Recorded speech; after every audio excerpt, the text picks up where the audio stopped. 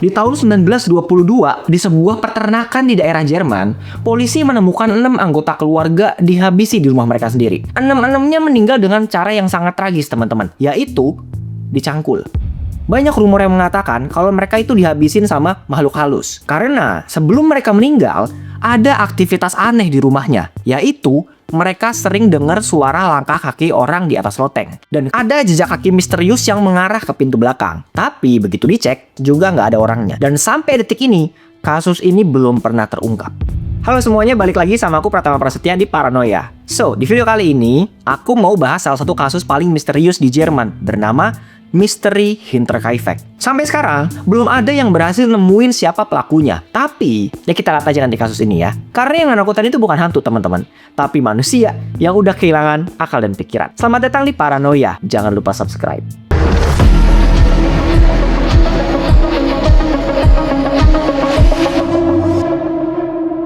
So, kasus ini tuh terjadi di desa Bavaria, daerah Jerman, teman-teman. Waktu itu, ada sebuah peternakan kecil bernama Hinterkaifeck. Nah, peternakan ini posisinya tuh di kampung dan jauh banget dari keramaian, teman-teman. Nggak ada pasar, nggak ada tetangga. Yang ada cuma peternakan ini doang. Tetangga mah ada ya, tapi jaraknya itu jauh banget. Kalau kalian datang ke sana, itu tuh kalian bisa ngelihat peternakan kecil yang dikelilingin sama hutan lebat. Jadi lokasinya itu bener-bener pelosok banget. Dan kalau malam itu ya, itu gelapnya minta ampun, teman-teman. Nggak ada penerangan, nggak ada lampu jalanan, yang ada cuma lampu dari peternakan ini doang. Di dalam peternakan kecil ini, hidup 5 orang anggota keluarga yang terdiri dari suami yang bernama Joseph dan istrinya bernama Kazila. Mereka punya 3 anak ya, yang namanya itu Martin, Kazila, dan juga Asam. Ini kalau kalian bingung, namanya emang sama-sama Kazila ya teman-teman ya. Nama ibunya Kazila, nama anaknya juga emang Kazila. Jadi emang sama tuh ya namanya ya. Selain itu, keluarga ini juga punya 1 pegawai tetap bernama Andreas Gruber. Nah, Andreas ini tugasnya itu bantu-bantu kegiatan beternak. Entah itu ngangon kambing atau yang ngurusin hewan-hewan ternak gitulah. Di tahun 1885, sayangnya si Joseph ini meninggal, teman-teman. Dia kemudian ngewarisin peternakan itu ke istrinya, si Kazila. Setahun dari suaminya ini meninggal, istrinya nikah lagi. Sama siapa? Sama pegawainya sendiri, yaitu si Andreas Gruber. Udah, jadinya Andreas ini juga tiba-tiba jadi bos di Hinterkaifeck. Nah, setelah Andreas sama Kazila ini menikah, mereka sebenarnya dikaruniai 3 orang anak nih teman-teman. Tapi 2 dari mereka itu meninggal dan menyisakan 1 orang anak perempuan bernama Victoria. Awalnya masih adem ayem di rumah tangga, teman-teman. Masih romantis-romantisan, manggil aku kamu, Umi Abi. Tapi lambat laun, kelihatan sifat aslinya si Andreas, teman-teman. Ternyata, dia itu nggak sebaik yang mereka kira. Dia itu orangnya kasar, suka main tangan, suka marah-marah, manipulatif, dan suka nyalain orang. Maka dari itu, karena nggak betah ngelihat kelakuan bapak tirinya ini, 3 anak dari suami pertamanya Kazila akhirnya kabur semua tuh, teman-teman. Si Martin, si Kazila, sama si Asam. Meninggalkan saudara tiri mereka, yaitu si Victoria itu tadi. Nah, jadinya Victoria ini sering kena pelampiasan emosi dari bapaknya sendiri. Dia sering dipukul, dimarahin, dicubit. Tapi ada satu hal yang jauh lebih biadab yang dilakuin sama Andreas ke anaknya sendiri, teman-teman. Ini aku jujur jijik ya dengernya ya. Jadi, ketika si Victoria itu umur 16 tahun, udah ada tanda-tanda pubertas ya. Pinggul membesar, dada membesar. Dia itu sering dianu-anuin sama si Andreas ya. Pokoknya kalian paham lah ya. Suka diajak pegang-pegangan anu sama bapaknya sendiri. Dan itu yang bikin Victoria sampai jijik ngeliat mukanya si Andreas. Udah mah sering dikasarin, dianuin juga pula. Emang binatang itu si Andreas ya. Di tahun 1914, Victoria akhirnya mutusin buat menikah nih di usia 27 tahun sama seorang pria bernama Carl Gabriel. Mereka berdua kemudian tinggal sama orang tuanya Victoria di peternakan. Nah, selama Victoria menikah ini, si Andreas ternyata nggak suka nih sama si Carl nih. Dia cemburu ngeliat anaknya mesra-mesraan sama suaminya sendiri. Jadinya si Carl itu sering dapat perlakuan yang nggak enak dari mertuanya ya. Dia sering kasar, suka berantem, selalu nyari masalah. Pokoknya gimana caranya biar si Carl ini nggak betah tinggal di situ. Bahkan ya, dia juga tuh sering gak dikasih makan. Jadi di meja makan itu ada 4 orang, tapi yang dikasih piring itu cuma 3, kecuali si Carl. Akhirnya ngomonglah si Carl ke istrinya nih, yang kayaknya aku nggak betah deh tinggal di rumah orang tua kamu. Aku pulang aja deh ya. Nggak betah aku lama-lama di sini. Akhirnya pulang tuh si Carl ke rumah orang tuanya. Tapi orang tuanya malah bilang gini nih, udah tahan-tahanin dulu aja, betah-betahin dulu. Sayang atuh orang tuanya si Victoria punya peternakan. Nanti kamu gak dapet jatah lagi kalau cerai sekarang. Setelah dia dengar orang tuanya ngomong gitu, dia bingung nih sama orang tuanya gak didengar di tempat mertuanya. Dia gak betah. Akhirnya karena gak tahu mau kemana, si Carl mutusin buat gabung ke militer. Kayak ya udahlah, daripada gue balik lagi ke rumah setan itu, mending gue ikut perang aja. Enak gak ketemu bapak mertua, kata dia gitu. Udah tuh kan dia berangkat. Gak lama dari situ dia meninggal, teman-teman. Ninggalin Victoria sama anak pertama mereka bernama Cecilia. Setelah Victoria ini jadi janda, dia dideketin nih sama seorang duda kaya bernama Lawrence Schittenberg. Jadi Lawrence ini juga punya peternakan, teman-teman. Tapi jaraknya itu lumayan jauh nih dari Hinterkaifeck. Udah tuh mereka menjalin hubungan asmara. Tapi baru beberapa bulan mereka pacaran, si Victoria udah hamil lagi. Ngomonglah nih dia sama si Lawrence, "Yang, kayaknya aku hamil anak kamu deh. Kita nikah aja yuk." "Oh, kamu hamil ya? Yaudah yuk, kita akad aja yuk." Tunggu, bentar. Dihitung tuh sama dia kan. Kita deket Januari, Februari, Maret. Enggak. Gila lu ya? Ini bukan anak gua nih. Ngaku lu, ini anaknya si Andreas kan? Ini anaknya bapak lu sendiri kan? Langsung ditembak gitu dia tuh. Kenapa dia bisa langsung nebak kalau itu anaknya si Andreas? Karena kabar Andreas ngegitu-gituin si Victoria itu udah kesebar kemana-mana, teman-teman. Pokoknya nama keluarga ini tuh udah jelek banget lah gara-gara hubungan terlarang itu. Makanya si Lawrence tuh nolak mentah-mentah kan. Gak mau dia nerima anaknya si Andreas. Tapi walaupun anak ini gak jelas bapaknya siapa, Victoria tetap ngerawat dan ngejaga kandungan ini sampai anak itu lahir. Dan dia kasih nama Joseph Gruber. Nah, setelah si Joseph ini lahir, entah kenapa si Lawrence itu berubah pikiran, teman-teman. Dia tiba-tiba mau nerima dan ngaku kalau Joseph itu adalah anaknya dia. Ya walaupun dalam hatinya itu dia juga nggak tahu itu anak siapa ya, tapi dia tetap nerima dan menganggap kalau Joseph itu anak kandungnya sendiri.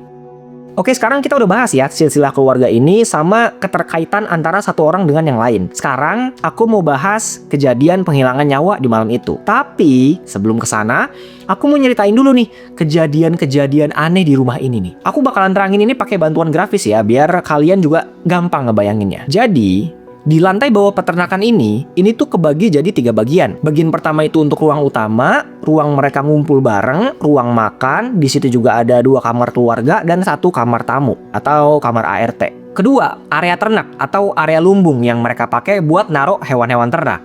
Dan ketiga, ada gudang tempat penyimpanan mesin-mesin ternak. Sama, oh iya, ada juga nih lorong kecil di sini tempat biasa mereka lewat. Oke, denahnya udah jelas. Sekarang, ayo kita mulai. Di pagi hari tanggal 30 Maret 1922, beberapa minggu sebelum menghilangan nyawa itu, Andreas nemuin jejak kaki misterius yang datang dari hutan mengarah ke lumbung. Tapi nggak ada jejak kaki yang mengarah sebaliknya. Berarti ada seseorang yang masuk ke sana tapi nggak pernah keluar. Begitu lumbungnya itu dicek, pintu dan gemboknya itu udah dalam keadaan rusak, udah keadaan dibobol paksa. Aneh dong ya.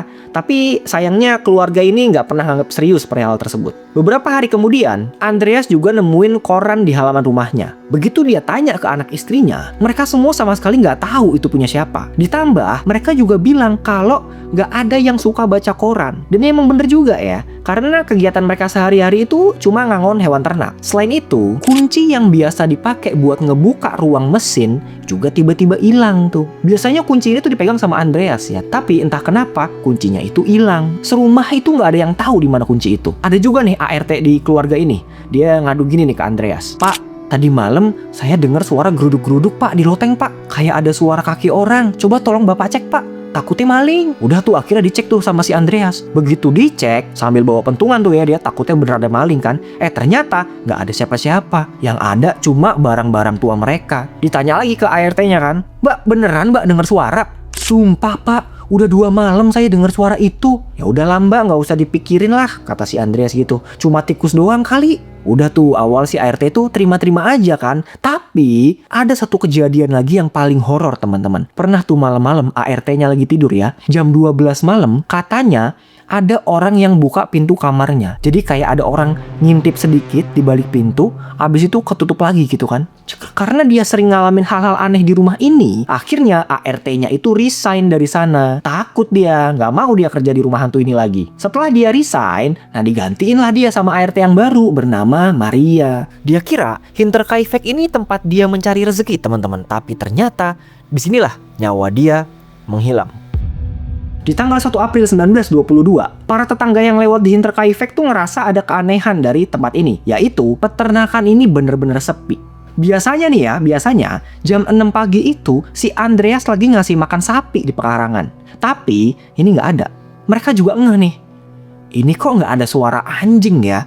Biasanya anjing keluarga ini tuh suka ngegonggong. Lah ini tumben-tumbenan nggak ada suaranya. Lambat laun, banyak orang yang sadar sama keanehan peternakan ini. Sampai akhirnya ada satu orang yang memberanikan diri buat ngecek ke sana, yaitu si Lorenz. Waktu itu dia nyuruh 2 anak laki-lakinya buat ngecek ke Hinterkaifeck. Tapi abis itu mereka balik lagi dan bilang kalau nggak ada siapa-siapa di sana. Posisi rumahnya juga dalam keadaan kekunci ya, jadi mereka juga nggak bisa masuk. Karena si Lorenz ini makin curiga, dia akhirnya datang nih sama 2 tetangga yang lain. Begitu dia di sana, dia langsung masuk lewat ruang mesin. Itu mereka langsung kaget ya, bukan main teman-teman. Karena ngelihat jenazahnya Andreas, Kazila, Victoria, sama Cecilia di kandang sapi. Jadi posisinya tuh bertumpuk-tumpuk, terus terakhir ditutup pakai rumput jerami gitu. Begitu si Lorenz ini ngelihat ada Victoria, wah dia langsung nangis histeris teman-teman. Dia tarik itu Victoria dari tumpukan jerami itu kan, ambil dia peluk, dia nangis aja. Victoria sayang, kenapa kamu pergi gitu. Di tengah-tengah tangisan itu, dia keinget nih sama si Joseph, anak angkatnya. Akhirnya langsung deh tuh dia lari ke kamarnya dan kaget ngelihat si Joseph juga meninggal di kasur bayi.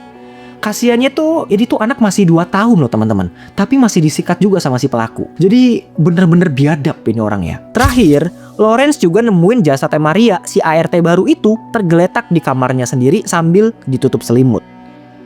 Dari penemuan ini, mereka bertiga langsung pergi ke kantor polisi buat ngelaporin semuanya. Gak lama dari situ, polisi langsung ngelakuin otopsi dan menemukan bukti-bukti adanya kekerasan. Yaitu, ada benturan benda tumpul di kepala para korban. Dari luka yang mereka temuin, penyidik yakin kalau pelaku menggunakan alat-alat peternakan buat ngilangin nyawa mereka. Salah satunya, pakai cangkul. Cangkulnya itu bukan cangkul sawah ya, yang kotak gitu ya, bukan ya. Tapi cangkulnya itu yang agak runcing, agak tajam gitu ujungnya ya. Dan cangkulnya itu ditemuin bukan di lumbung, bukan di lahan peternakan, tapi di loteng atas.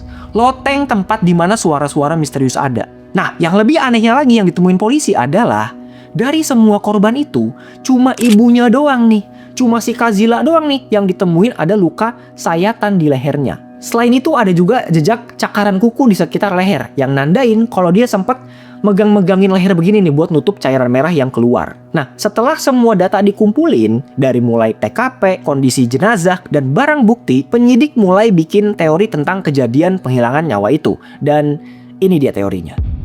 Di malam sebelum mereka meninggal, keluarga ini tuh lagi bersiap-siap buat tidur. Nah, si pelakunya masuk lewat ruang mesin pakai kunci yang dia curi dari Andreas. Ya kan, kalau kalian inget kan Andreas tuh sempat kehilangan kunci ya. Nah, pelakunya pakai kunci itu buat masuk rumah ini. Menurut teori penyidik, kayaknya pelaku itu manggilin korban satu persatu untuk kemudian disikat di ruang ternak. Karena nggak mungkin kan mereka berempat-empatnya masuk ke lorong ini, karena lorong ini tuh kondisinya sempit banget. Cuma muat 1 orang doang. Udah gitu, kalau korban di depan yang disikat duluan, yang di belakang itu masih ada kesempatan buat kabur. Jadinya lebih masuk akal kalau korban itu dipancing satu persatu biar datang ke ruang ternak. Penyidik juga punya teori yang lain, kalau setelah pelaku nyikat mereka semua, dia sempat tinggal dulu di rumah ini selama beberapa hari. Tahu dari mana? Tahu dari sisa makanan yang mereka temuin di dapur. Jadi begitu mereka hitung waktu kematian para korban, itu tuh setelah mereka meninggal, pelaku sempat makan sereal mereka, minum susu sapi mereka,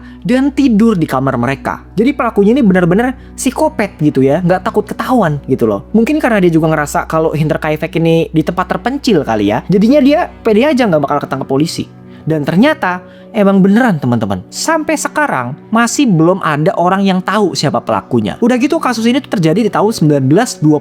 Belum ada CCTV, belum ada tes DNA. Yang ada cuma rumor dan teori yang beredar di kalangan masyarakat. Jadi mereka itu juga coba nebak-nebak sendiri nih, kira-kira siapa pelakunya. Nah, untuk para terduga tersangka ini ya, aku akan ceritain satu persatu. Dimulai dari Carl Gabriel, si suami dari Victoria. Jadi, setelah dia pergi ke medan perang, itu tuh sebenarnya dia belum meninggal teman-teman. Dia berhasil hidup dan pulang ke Hinterkaifeck. Tapi begitu dia pulang, dia ngelihat Victoria lagi ngegendong anak dia yang baru, yaitu si Joseph. Akhirnya karena dia anggap Victoria ini selingkuh, Carl kemudian menghabisi keluarga ini. Di samping itu, karena dia udah lama di medan perang gitu ya, udah sering ngejedor-jedorin orang, jadinya dia nggak ragu buat menghabisi mereka satu persatu. Istilahnya tuh udah terbiasa kali ya gitu. Tapi teori ini kemudian dibantah sama pemerintah karena mereka berhasil ngeluarin surat kematiannya si Carl. Jadi nggak mungkin kalau dia itu masih hidup dan balik ke peternakan. Yang kedua, mungkin aja kasus ini tuh ulah perampok ya. Jadi ada perampok yang emang udah ngincer harta dari keluarga ini. Karena emang notabene tuh keluarga ini tuh termasuk keluarga kaya teman-teman. Punya peternakan dan omsetnya itu lumayan gede. Makanya banyak yang menduga kalau kasus ini tuh perampokan. Tapi semua itu dibantah setelah polisi ngeliat gak ada satupun barang berharga yang dicuri. Uang cash masih ada, aset-asetnya masih di sana. Padahal semuanya itu ngegeletak aja di lemari. Tapi gak ada satupun yang diambil. Nah dari sini polisi akhirnya mikir nih, ini pasti bukan perampokan nih. Ini pasti ada dendam pribadi nih dari orang-orang terdekat. Akhirnya muncul tuh satu nama ya, dan yang paling masuk akal buat jadi tersangka di sini yaitu si Lorenz, tetangganya Andreas atau ayah angkat dari si Joseph. Kenapa dia bisa jadi diduga jadi tersangka dari kasus ini? Gara-gara dia punya satu-satunya kunci untuk masuk ke ruang mesin. Kuncinya itu cuma ada satu yang dipegang sama Andreas. Nah ini kok tiba-tiba bisa di tangannya si Lorenz? Nah itu yang jadi pertanyaan besar. Selain itu, waktu dia ngelihat jasadnya si Victoria, dia juga tiba-tiba narik dan meluk si Victoria. Seolah-olah dia mau ngerusak barang bukti TKP. Jadi kalau udah kacak-acak gitu ya, penyidik juga susah mengidentifikasi si pelaku.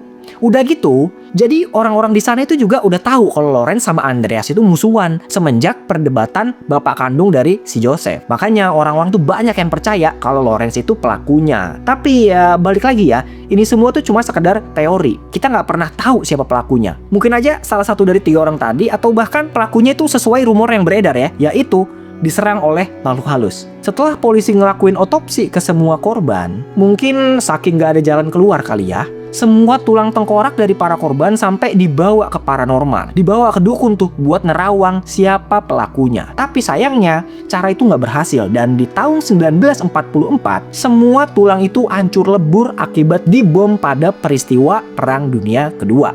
Dan sampai saat ini kasus di Hinterkaifeck akan tetap jadi misteri yang belum pernah terungkap. So, itu dia tadi teman-teman kasus misterius Hinterkaifeck. Gimana menurut kalian? Dari teori yang aku ceritain tadi, apakah kalian udah nangkep ya kira-kira siapa pelakunya? Tulis pendapat kalian di kolom komentar. Karena yang menakutkan itu bukan hantu teman-teman, tapi manusia yang udah kehilangan akal dan pikiran. Kalau kalian suka sama komen ini, jangan lupa like, komen, dan juga subscribe biar aku semangat bikin videonya. Terakhir, aku Pratama Prasetya pamit. Terima kasih udah nonton. Mohon maaf jika ada kesalahan kata dan perilaku. See you on the next one.